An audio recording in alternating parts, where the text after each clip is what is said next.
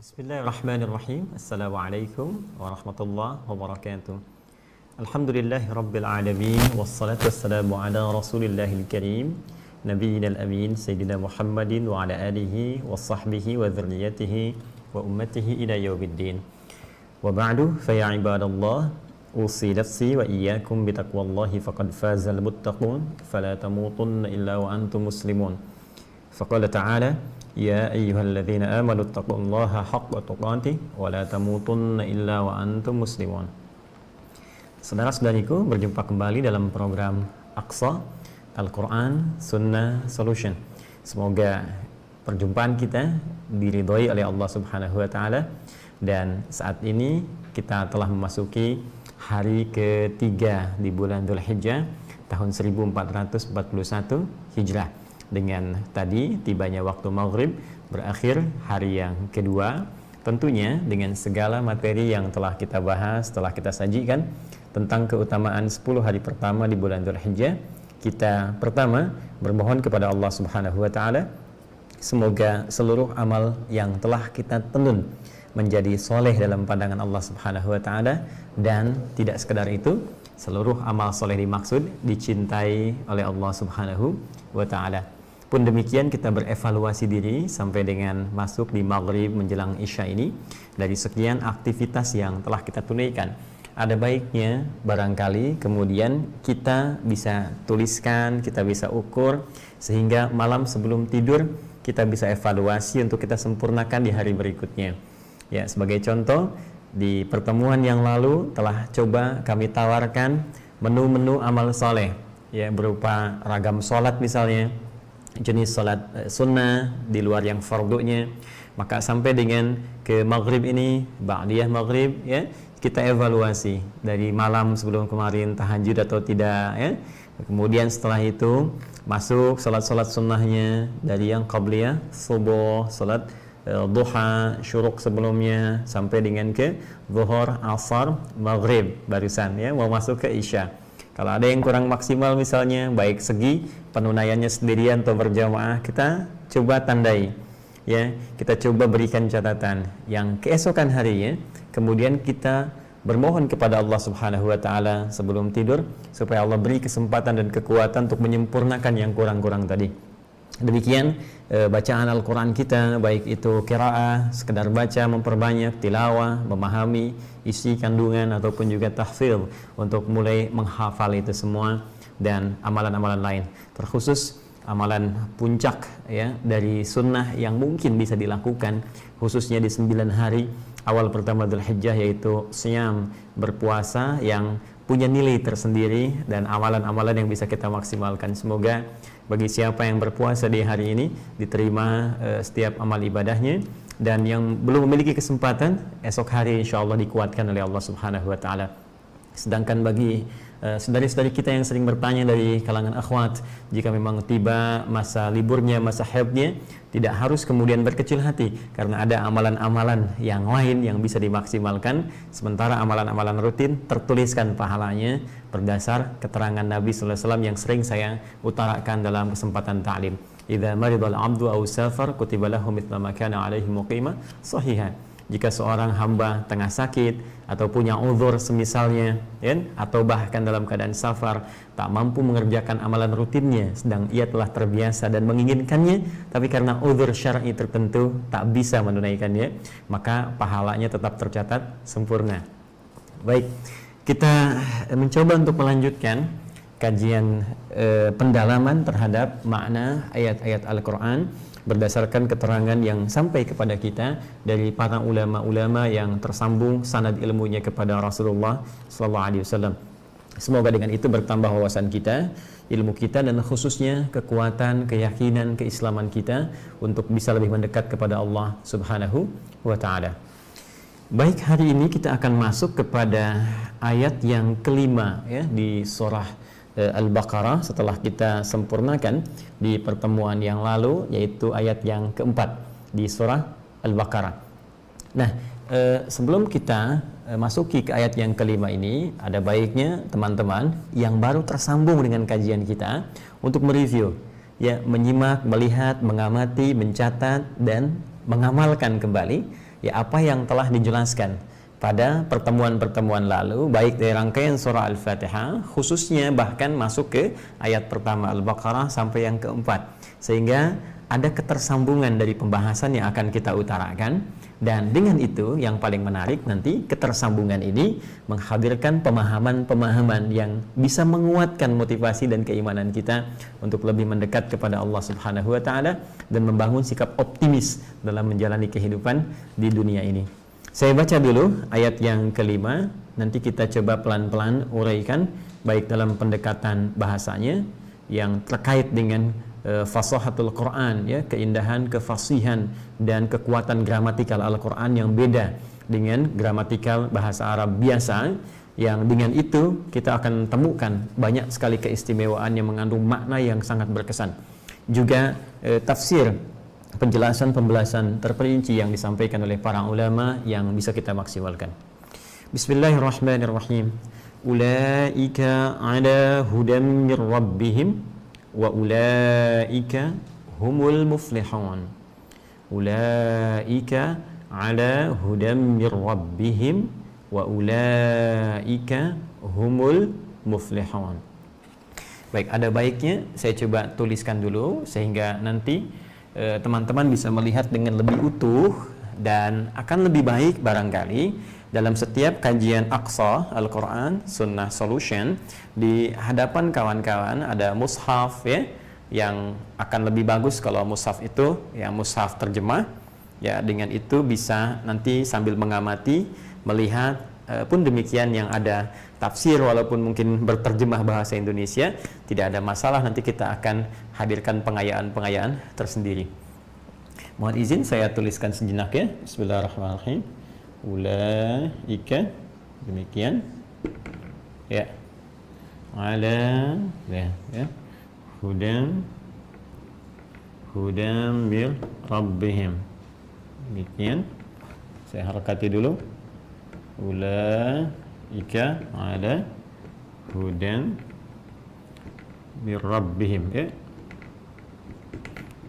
Ini biarkan hukum bacaan saja nanti yang menghadirkan tanda, ya, baik nanti idgham misalnya bila gunnah atau di sini kemudian idgham bi gunnah. Wa ulaika, saya turunkan ke bawah untuk memudahkan pemaknaan. Wa ulaika humul muflihun. Humul muflihun, ya. Wa ulaika humul muflihun. Baik. Ini ayat yang kelima di surah Al-Baqarah. Mari kita simak baik-baik. Ulaika, dan mereka itulah, ya, mereka itulah ala hudam mir rabbihim, yang lekat, ya, saya terjemahkan mengambil konteks kebahasaannya, yang lekat dengan petunjuk, ya, pedoman, pendampingan. Nanti kita lihat mir rabbihim, dari rabbnya, ya, dari rabb mereka, karena bentuknya jama saya masukkan kata merekanya, dan wa ulaika, dan duanya itu dan ulaika, mereka itulah, ya, humul muflihun. Humnya bentuknya taukid, diartikan yang pasti, ya, atau bisa dikatakan benar-benar, ya, yang pasti. Muflihun, akan sukses dan bahagia. Sukses dan bahagia. Baik.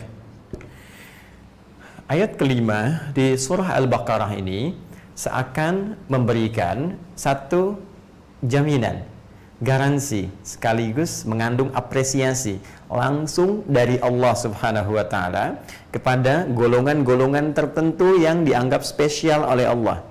Ya, saya katakan spesial oleh Allah, ya, khaliq, bukan oleh makhluk. Kalau yang dianggap spesial oleh makhluk itu sifatnya terbatas, ya, karena makhluk punya keterbatasan, maka seluruh sifat yang hadir, yang nampak dari makhluk pun sifatnya apa?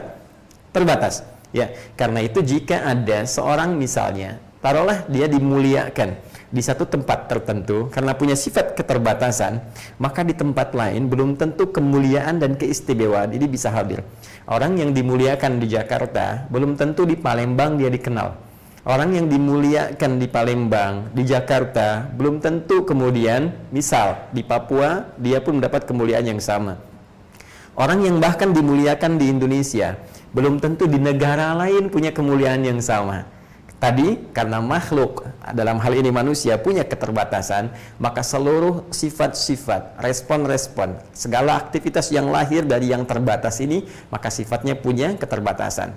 Tentu sangat berbeda dengan Khalik, Allah Subhanahu wa Ta'ala, yang tidak punya batas dalam segala hal. Karena itu ketika Allah memberikan sebuah garansi, maka garansinya akan menjadi tanpa batas.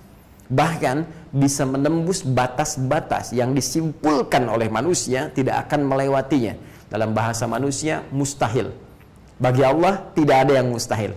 Ya, sudah banyak bentangan itu dalam Al-Quran. Bukankah sering kita tampilkan?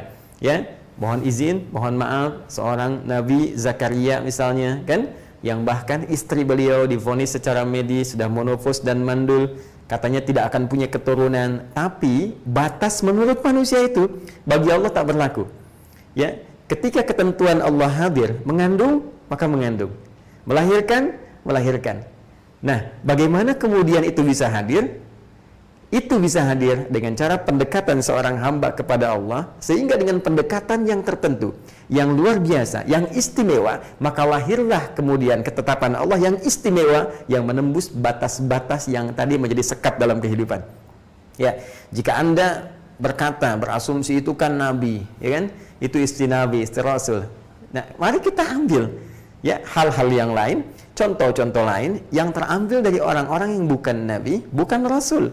Bahkan kemudian diabadikan dalam Al-Quran. Bahkan ada yang satu keluarga, ya keluarga besar Imran. Imran bukan Nabi, bukan Rasul, tapi dengan amalan-amalan tertentu bisa dengan izin Allah menghadirkan Maryam yang punya keistimewaan. Dari rahim seorang perempuan suci, Maryam terlahir bahkan Nabi dan Rasul, Isa alaihissalam. Ya, karena itu saya ingin katakan, ketika Allah mengungkapkan apresiasi yang sangat luar biasa pada kalangan istimewa yang spesial dalam pandangan Allah, maka kalimatnya tidak menggunakan diksi biasa. Kalimatnya menggunakan kata tunjuk yang mencakup karakter yang menghadirkan ketinggian. Jadi ada kata tunjuk, ya isyarah tunjuk itu ya, yang menghadirkan karakter spesifik khusus beda dengan yang lain. Dan saat yang bersamaan menunjuk ketinggian. Itulah dalam bahasa Arab yang disebut dengan ulaika. Ini poinnya. Nah, jadi kalau sudah menggunakan kata ulaika, ya itu nanti secara umum, ya secara umum itu berbeda dari yang biasa. Ya, menunjuk sesuatu yang istimewa. Walaupun nanti konteks ini bisa positif, bisa negatif. Kalau sifatnya positif, karakter sebelumnya, karena mengerjakan satu kegiatan tertentu, amalan tertentu, sifatnya positif. Ya, misal ibadah, keikhlasan, sholat, baca Al-Quran, positif semua. Maka kata ulaikanya pun akan membawa makna positif. Jadi ini golongan spesial, punya karakter istimewa dan ditinggikan oleh Allah, jauh dari karakteristik orang-orang biasa. Tapi bisa jadi, ini pun bisa negatif. Kalau ada orang-orang dengan karakter tertentu, dia mengerjakan perbuatan yang kotor, yang salah, dan ini tidak biasa, extraordinary, gitu kan? Jadi sesuatu yang nggak semua orang mengerjakan itu, dan dia menekuni itu celakanya. Ya, makanya nanti ketika ada orang-orang berbuat satu kemaksiatan tertentu dan dipertahankan itu sampai wafat, coba Anda bayangkan, karakter manusia itu kan taubat, gitu ya. Setan tidak bertobat. Makanya dicontohkan ketika Nabi Adam diizinkan dalam tanda petik, ya kan, berbuat kesalahan, maka apa yang ditampakkan oleh Allah untuk menunjukkan karakteristik kemanusiaannya. Ya, dengan sifat kemanusiaannya bisa salah, bisa keliru. Ya, tapi lihat baik-baik, sifat kemanusiaan itu diberi jalan oleh Allah untuk bertobat. Karena itu, keadaan Nabi Adam yang ketika diberi izin oleh Allah itu untuk menunjukkan pesan kepada anak cucunya, inilah fitrah kemanusiaan. Kalau fitrah kenabian, ada keterjagaan. Fitrah kemanusiaan ketika keliru, diberi jalan untuk taubat. Karena itulah ketika Nabi Adam diizinkan oleh Allah, kemudian sampai berbuat keliru itu untuk menunjukkan ini cara pulangnya bagi anak cucunya yang bukan Nabi, bukan Rasul. Maka turunlah Quran surah kedua ayat 37. Nanti kalau kita sudah sampai, ya bagaimana diceritakan dalam Al-Quran, difirmankan oleh Allah petunjuk kalimat taubat. Fatalaqqa Adamu min rabbihi kalimatin fataba alaih. Ya, maka Adam bertalaki, coba bayangkan. Ya, Adam bertalaki, belajar langsung dari Rabbnya. Jadi ini saking indah, sayangnya Allah kepada kita. Allah Maha tahu. Setan itu begitu durjana. Ya, siasatnya begitu tajam. Godaannya begitu halus, ya. Was-wasnya begitu dahsyat, bisa meresap ke dalam nafsu yang paling dalam, yang bersanding dengan takwa di dalam jiwa. Tidak semua makhluk anak cucu Adam manusia itu bisa sukses mengatasinya. Karena itu ketika diketahui, ya teman-teman sekalian, dan Allah Maha mengetahui semua tindakan manusia. Dengan semua itu diberi jalan oleh Allah. Kalau nanti ada yang gagal pun karena digoda setan, nih cepat ambil jalan kembali. Saking sayangnya Allah. Jadi kalau kita mengerti betapa cintanya Allah, sayangnya Allah kepada kita, tentu Masya Allah tidak cukup rasanya semua yang bisa keluarkan di lisan kita untuk mensyukuri semua nikmat dan kasih Allah kepada kita semua. Nah, kembali, ya, karena manusia itu tadi sifat karakteristiknya bisa salah karena ada kecenderungan nafsu yang digoda setan, tapi saat keliru diberi jalan untuk bertobat, maka dia bertobat. Ya, fataba alaih, maka diampuni, kemudian dosanya diterima tobatnya oleh Allah Subhanahu wa taala. Ini manusia. Setan tidak, seperti pernah kami uraikan. Ya, dalam kesempatan-kesempatan yang lalu. Ingat pada program si Tama itu ya, serupa tapi tak sama. Setan salah, dia nggak tobat. Nah, karena itu kalau ada manusia berbuat salah, terus dia tidak mau tobat, itu extraordinary crime. Awas tuh, ya itu kejahatan yang sangat fatal dalam syariat. Itu fatal. Karena itu ketika dia kembali dihisab di hari kiamat, tak punya modal kesalehan, hanya pulang bawa kesalahan dan tidak dimanfaatkan sifat tobatnya sampai kembali kepada Allah, maka disebut dengan kalimat ulaika. Cuma muaranya sangat buruk sekali. Ulaika ashabun nar hum fiha khalidun. Ini mereka ini nih. Ya, ayo kamu tuh yang merasa tinggi saat di dunia, yang merasa paling hebat, yang merasa spesial. Tapi spesial kamu dalam konteks yang negatif kata Allah. Maka kenegatifan engkau pun diapresiasi dalam tanda petik ketika pulang. Dan semua kita akan pulang. Hati-hati ya, hati-hati. Setiap manusia pasti akan wafat. Yakin itu. Dan akan membawa pertanggungjawaban dari semua kegiatannya saat dia kembali kepada Allah. Bahkan saat mulai terpisah, ya, roh dengan raganya saat di dunia, dikala itulah kemudian seluruh aktivitas kegiatan dunianya akan mulai mendapatkan pertanggungjawaban dan punya persiapan saat akan kembali. Ya. Ketika mempertahankan keburukan, ulaika ashabun nar hum fiha khalidun. Maka mereka akan mendapatkan satu ganjaran menjadi temannya neraka. Temannya neraka dan kekal di dalamnya. Nah, ini ya, jadi ini bisa menjadi konteks positif dengan kegiatan-kegiatan positif yang didahului sebelumnya, atau bahkan ini bisa beralih bernegasi menjadi negatif jika didahului oleh perbuatan salah sebelumnya. Ya, maka mereka itulah, kita teruskan dulu sebentar ya. Ada hudan min rabbihim, yang akan lekat dengan petunjuk dari Rabbnya. Ya, ada hudan. Ini menarik. Ya, hudan sudah kita bahas teman-teman. Ya, hudan berarti pedoman. Hudan berarti petunjuk, bukan sekedar pedoman, tidak hanya petunjuk, tapi pedoman yang bisa memudahkan pada setiap aktivitas. Petunjuk yang mengantarkan pada kesuksesan, pada kebahagiaan, ya, pada solusi dalam setiap persoalan, mengantarkan pada kedamaian dalam kehidupan, meningkatkan semangat dalam beribadah. Ya, itu hudan. Kita telah bahas pada ayat yang kedua pada episode terdahulu. Tapi yang menjadi sisi terpenting bahasan kita ketika menggunakan kata ala. Ini poinnya. Ya, ala itu kan di atas. Ya, kalau teman-teman sekalian kembali ke bahasa Arab, tapi juga menjadi huruf jar dalam konteks ini. Apa rahasia di balik kata itu sehingga bahasan kita kemudian disandingkan dengan azan yang telah berkumandang? Kita jeda dulu, jawab kalimat azan, tunaikan salat. Setelah salat Isya kita lanjutkan kembali insyaallah. Kita lanjut setelah salat Isya. Subhanakallahumma bihamdika asyhadu an la ilaha illa anta astaghfiruka wa atubu ilaik. Assalamualaikum warahmatullahi wabarakatuh. Allahu akbar.